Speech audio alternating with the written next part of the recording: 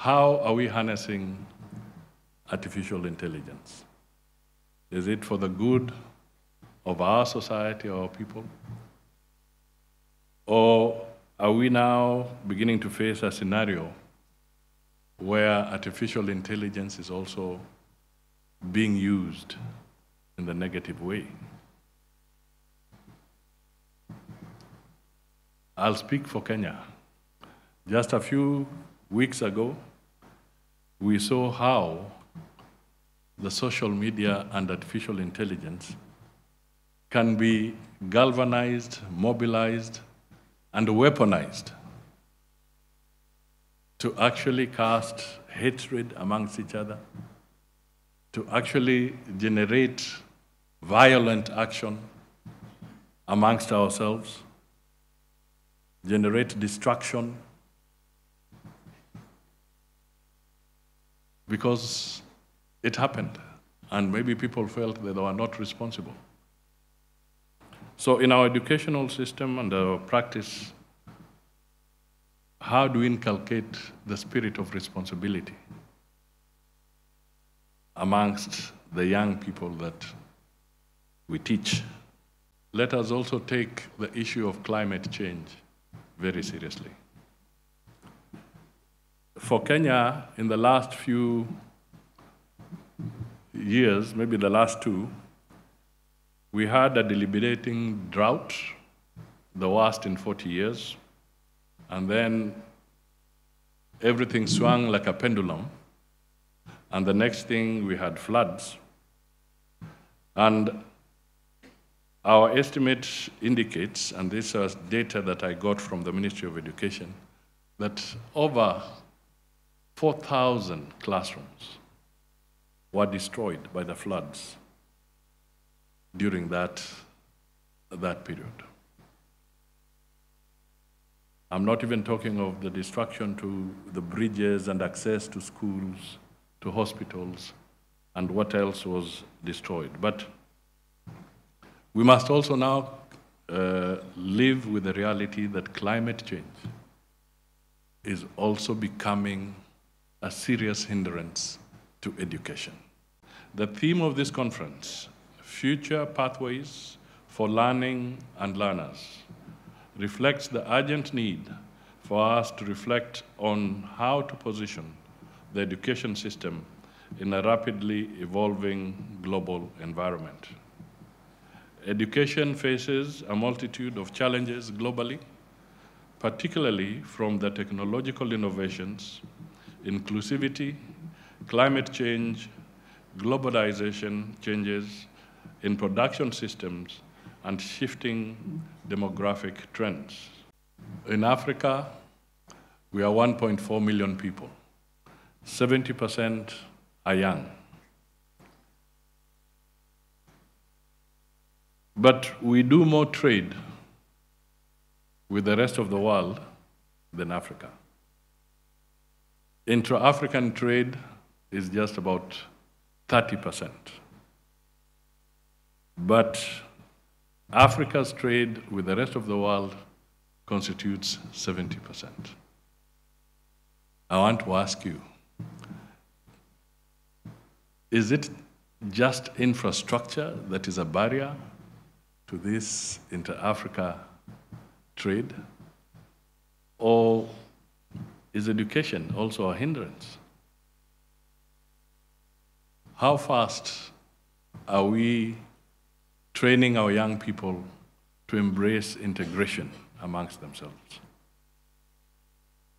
Where is the position of language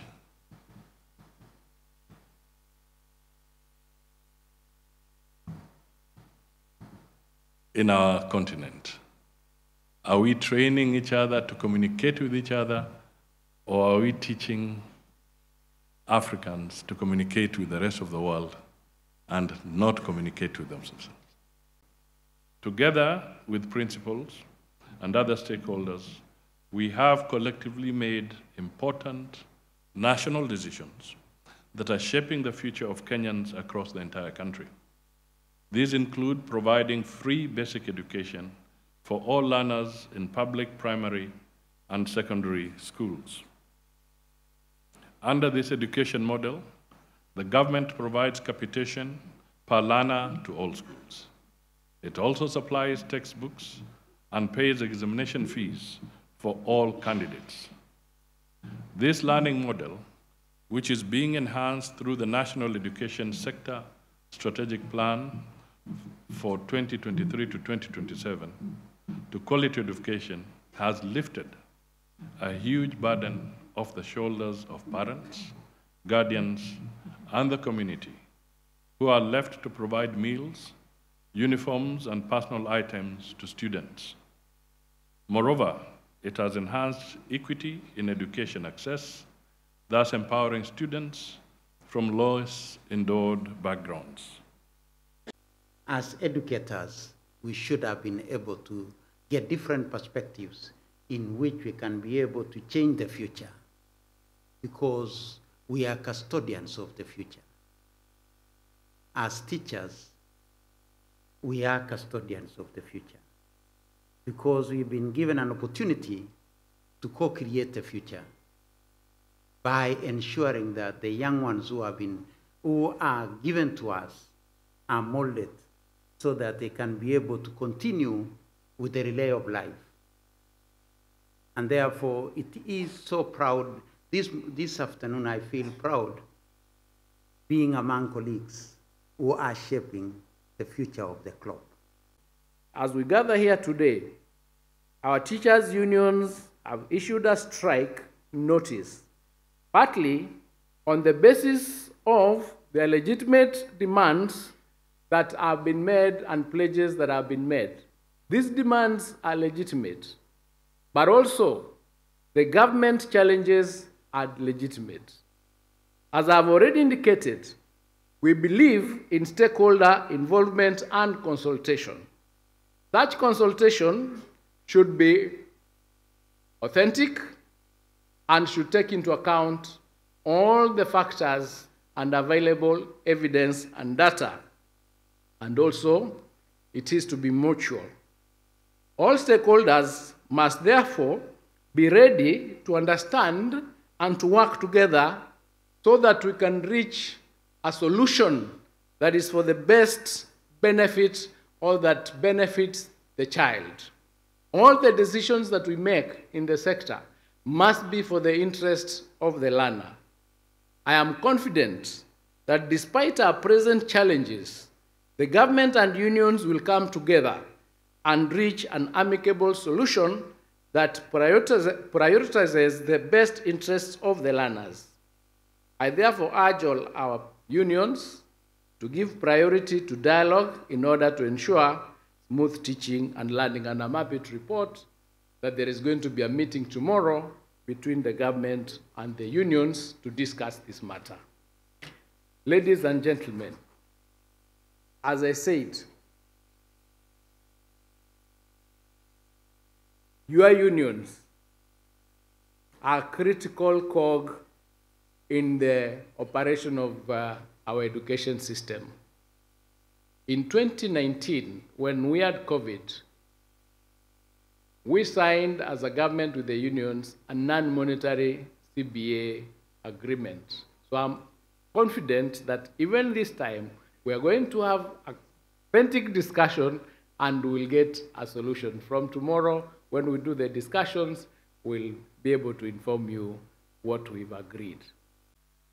By fostering critical thinking, problem solving, and collaboration, we prepare learners to tackle complex challenges and adapt to an ever-evolving world. In partnership with the Kenya's Ministry of Education, the Teachers Service Commission, and other stakeholders, we are prepared to move forward with a shared commitment to this innovative educational paradigm, championing a system that values competence, fosters growth, and prepare our students